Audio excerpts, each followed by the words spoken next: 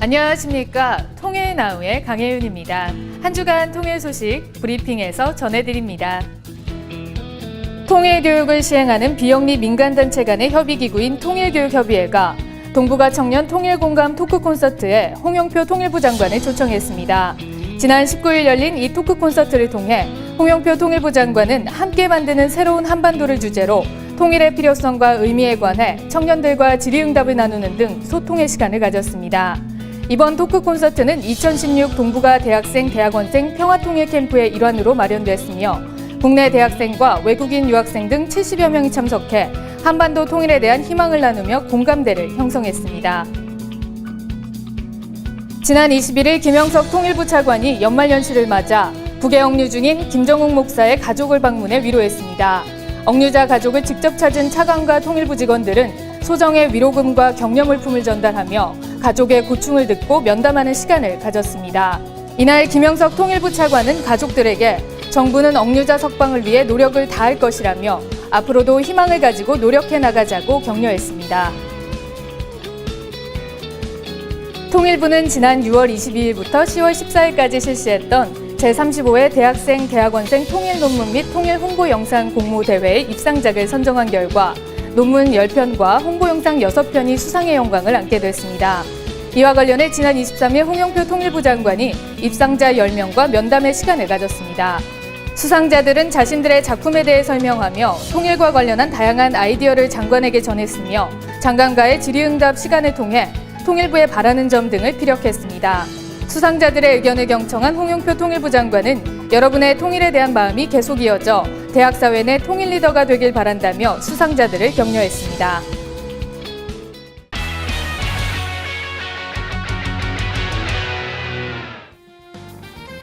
지난해 탈북민 5명이 통일부 정규직 공무원으로 채용된 데 이어 올해도 3명의 공무원이 채용됐는데요. 이들 중 한 명인 강원철 씨를 만나 새로운 생활을 앞둔 그의 이야기를 들어봅니다.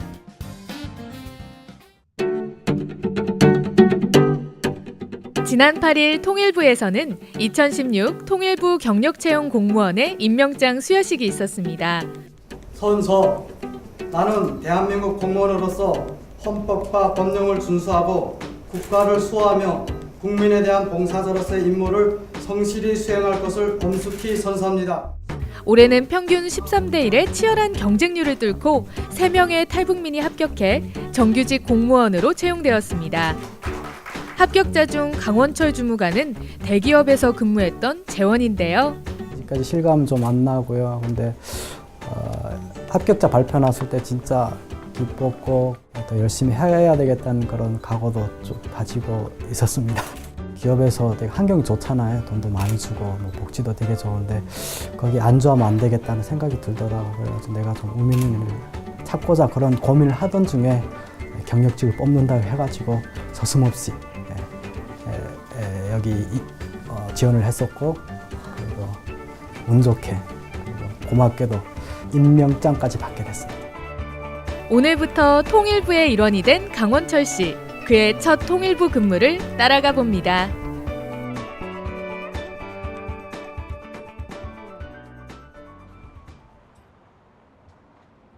통일부가 있는 정부 서울청사. 본격적인 신입직원 교육이 시작됐습니다. 강원철 씨를 비롯한 3명의 공무원 임명자들은 이곳에서 일주일간 교육을 받게 되는데요. 교육을 받는 강원철 씨의 얼굴에는 진지함이 가득합니다. 이 시간은 탈북민 공무원이 남한 공직사회에 신속하게 적응하고 안착할 수 있도록 도와주는 교육 시간인데요. 이틀 동안 받고 있는데 통일부 뭐 조직도라던가 특히 뭐 사명감 이런 것도 많이 배우고 있고 업무 때 가장 필요하게 사용할 뭐 웹 사용 방법 이런 것들도 되게 유용할 것 같고. 사실 탈북민 공무원 채용은 이번이 처음은 아닙니다.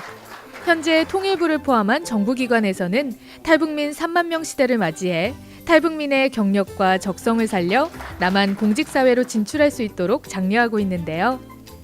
지난 2007년에는 36.9%에 불과했던 탈북민 채용률은 2015년 말을 기준으로 50%를 넘을 정도로 증가했습니다. 그래서 현재 전국에서 130명이 넘는 탈북민이 공무원으로 근무하고 있습니다. 많은 정부기관 중에서도 통일부 근무가 탈북민들에게는 남다를 수밖에 없을 텐데요. 저희가 이제 작년에 이제 탈북민을 5명을 뽑았고요. 7급 공무원, 정규직 공무원을 뽑은 거는 이제 정부에서는 좀 최초였습니다. 그래서 이제 많이 이제 관심도 저희가 끌고 했습니다. 그래서 올해는 또 이제 3명을 뽑게 됐는데요. 우리 업무에 있어서 서로 같이 시너지 효과를 낼 수 있는 부분들이 많이 있습니다. 그래서 저희들은 이제 그리고 탈북민들의 어떤 고용 안정에도 이렇게 어떤 충분한 이렇게 롤 모델이 될 수 있고 하기 때문에. 교육이 끝나고 나면 이들은 정부 서울청사를 비롯해 하나원, 통일교육원 등에서 다양한 분야에 배치돼 일할 예정인데요. 그중 강원철 씨는 통일교육원으로 배정을 받았습니다. 통일 교육원이다 보니까 일단 통일을 우리가 하기 위해서는 국민들의 공감대를 먼저 이끌어내야 된다고 생각을 하고 있거든요. 그래가지고 그 공감대를 이끌어내기 위한 가장 큰 그 교육이 아닐까 생각이 들고요. 그래가지고 탈북자로서 북한 또 경험자로서 그리고 한국에 와서 그런 살았던 경험을 바탕으로 통일 교육을 좀 더 효과적으로 우리가 진행을 하고 또 모든 국민들이 통일에 대해 공감할 수 있게 제가 작은 힘이나마 보태겠다는 그런 각오를 갖고 있습니다. 강원철 씨를 다시 만난 곳은 뜻밖에도 방송국입니다. 원철 씨는 오늘 북한에 대한 이야기와 탈북민 공무원으로서의 각오를 이야기할 계획인데요. 북한에서 꿈도 못 꿨던 그런 대학교 생활을 하면서 너무 행복하다는 생각을 되게 많이 했어요. 그러면서 한쪽으로는 솔직히 북한에 있는 그런 친구들 또 우리 형제들 그리고 이런 분들한테 좀 미안한 마음이 들더라고요. 그들도 똑같이 나랑 살 수 있는 길이 바로 통일이라는 생각을 했었고, 그럼 통일을 위해서 내가 좀 더 작은 미끄럼이 되고 좀 더 도움이 되자라는 생각을 하게 됐고요. 지난 98년에 탈북한 이후 20년 가까운 시간을 보내면서 원철 씨에게 북한과 통일에 대한 관심은 더욱 커져만 갔습니다. 그래서 통일부에 근무하게 되고 방송에까지 출연하는 지금 이 순간이 그에겐 꿈만 같다고 합니다. 안 떨 줄 알았는데 또 좀 막상 또 들어와서 녹음 시작하니까 떨리기도 하고 그렇네요. 저희 그런 스토리가 시청자분들 특히 탈북민들에게 조금 자금이나 힘이 됐으면 좋겠다 생각했습니다. 서울 강북구에 있는 통일교육원. 강원철 씨는 통일교육과 관련된 교육 자료를 만드는 부서에서 일하고 있습니다. 많이 바빠 보이죠? 오늘까지 지금 3일째 됐습니다. 아직까지 뭐 많이 어리버리하고 근데 뭐 주변에서 많이 또 가르쳐주려고 하고 하니까 조금 긴장은 되지만 그래도 재밌게 할 수 있을 것 같습니다. 잠시 시간을 낸 원철 씨가 어디론가 바쁘게 걸어갑니다. 지원과에 가장님 뵈러 가고 있습니다. 통일교육원에 대해서 좀 더 알고 싶어가지고 여러 가지 질문 좀 드릴까 해가지고 가고 있습니다.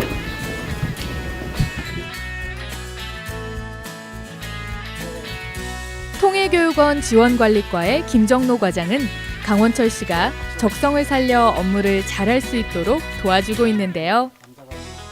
북한에서 태어나서 또 살다 온 경험을 있는 사람들이 좀 더 북한에 대한 정확한 이해를 바탕으로 이 대북 정책을 수립하고 또 통일 정책을 추진하는 데 기여를 하게 된다면은 우리가 보다 올바른 통일 또 남북 주민이 서로 그 화합할 수 있는 그런 통일을 만들어가는 데 있어가지고 큰 도움이 될 것으로 생각합니다. 강원철 씨가 과거 북한학을 전공하고 북한 관련 사회 활동을 했던 이유는 그에게 큰 희망이 있기 때문이었습니다. 바로 통일로 향하는 길에 작지만 큰 도움이 되고 싶다는 것인데요.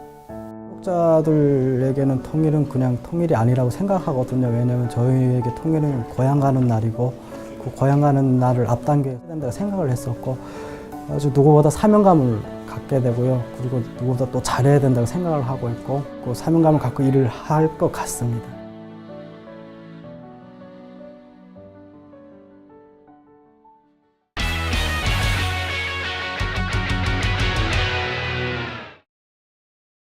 요즘 손과 발이 모두 꽁꽁 얼어붙는 듯한 한파가 계속되고 있습니다. 이렇게 추운 겨울 온도의 차이는 있지만 남북한의 겨울나기에는 분명 공통점들이 있을 텐데요. 과연 어떤 것들이 있을까요? 오늘 통일의 뿌리에서 알아봅니다.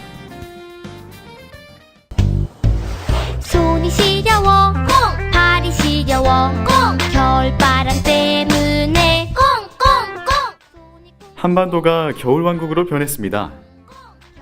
휴전선 위 북쪽은 얼마나 추울까요?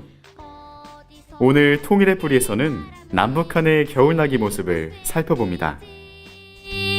산 너머인지 바다 건넌지 너무너무 얄미워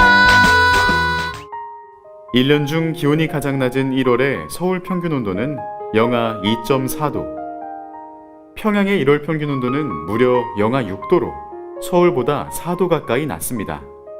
특히 백두산 백무고원의 삼지연 지역은 지난 77년 기상관 측 최저 기온인 영하 45.1도를 기록하기도 했는데요. 함경남도 출신 탈북민 송철남 씨도 추위에 대한 기억이 생생합니다. 저희가 어릴 적에 자랄 때 그쪽에 34도, 37도 이렇게 41도까지 나갔던 기억이 나요. 제가 어릴 때. 침 뱉으면 얼음이 돼서 날아나고 이럴 때도 있었는데 눈이 온 게 메다 60인가 한 번 온 적이 있었어요. 한국이 겨울 엄청 춥다는 겨울은 그쪽이 아마 봄날이랄까 그런 것 같아요. 유라시아 대륙에 인접해 있는 북한은 시베리아 고기압의 영향을 강하게 받아 겨울이 남한보다 길고 추울 수밖에 없는데요. 온도의 차이는 있지만 길고 추운 남북한의 겨울. 그래서 남북한의 겨울나기에는 공통점이 많습니다. 그중 가장 큰 특징은 바로 김장문화입니다. 예로부터 우리 민족은 입동을 앞두고 집집마다 김장을 담았습니다. 방안을 비롯해서 전국 각 가정에서는 김장 준비와 월동 준비에 흥성되고 있습니다. 특히 북한에서는 김장하는 기간을 김장 전투 기간이라고 부른다는데요. 북한의 반년 식량이라고 이야기할 수 있는 김치인데요. 겨울에 채소를 생산하는 비닐하우스가 없기 때문에 대부분 김장철에 절임 혹은 김치를 6개월 분량 정도 이제 준비합니다. 김치가 주반찬인 북한에서는 한 번 김장을 할 때 100에서 200kg씩 한다는데요. 고춧가루, 마늘 등 각종 양념 가격이 비싸 남한에 비해 양념이 적게 들어가고 국물이 많은 것이 특징입니다. 오늘날 김치는 그 맛이 독특하고 좋을 뿐 아니라 여러 가지 영양 성분도 많이 포함하고 있어 세계적인 건강식품의 하나로 인정되고 있습니다. 이런 북한의 김치 만들기는 지난해 유네스코 인류무형문화유산으로 등재돼 한국 김장문화와 함께 세계 문화유산에 올라 있습니다. 남북한의 겨울나기 두 번째 특징은 우리 민족 고유의 난방법인 온돌. 예로부터 우리 민족은 아궁이에 불을 때 방바닥 전체를 뜨겁게 하는 난방 방식으로 긴 겨울을 이겨왔습니다. 추운 겨울철 서울의 하루 수요량은 약 100만 개인데 이에 대비한 연탄 공장만 하더라도 400군데나 있어서 시민들은 안심하고 연탄을 사용할 수 있을 것이며 연탄, 석유, 가스 등 화석연료를 사용하는 남한과 달리 북한에서는 화석연료가 부족해 매년 겨울이면 땔감 전쟁을 벌이고 있다는데요. 북한에서 겨울나기 준비로서 땔감 마련은 더욱 중요한 문제입니다. 평양을 비롯한 큰 도시에서는 석유 혹은 전기를 생산할 수 있는 태양광 발전기를 마련하는 가정이 있는 반면에 또 소도시와 농촌 지역에서는 나무와 석탄을 필수적으로 마련해야 합니다. 평양을 제외한 나머지 지역에서는 오늘날까지도 나무로 난방을 하는 지역이 많다 보니 해마다 겨울철이면 나무 땔감이 장마당에서 높은 가격에 거래된다고 합니다. 이것은 북한의 이제 에너지난 때문에 전기를 제대로 생산하지 못하기 때문에 그런데요. 겨울에 솜양말을 신고 그리고 솜옷을 입고 그렇게 이제 겨울을 나야 되는 경우가 대부분입니다. 나날이 가중되고 있는 북한의 경제난과 전력난으로 이 추위에 할 수 있는 일이라곤 옷을 더 껴입는 것 말고는 없다는 것입니다.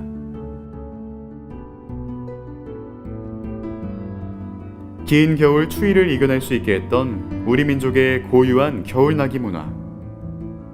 하지만 그마저도 누리기 어려운 북한 주민들에게 지금 절실히 필요한 것은 통일이 되어 따뜻한 방에서 함께 식사하는 것이 아닐까요? 오늘 준비한 소식은 여기까지입니다. 이상으로 통일 나우를 마칩니다. 시청해주신 여러분 고맙습니다.